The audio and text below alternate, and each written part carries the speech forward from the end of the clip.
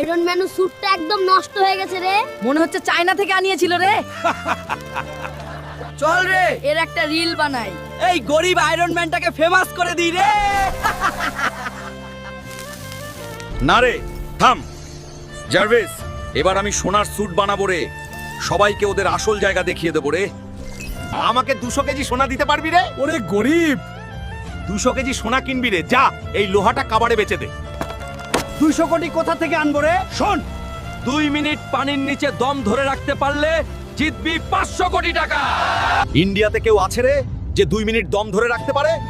Like আর subscribe কর, আমি জিতবো রে।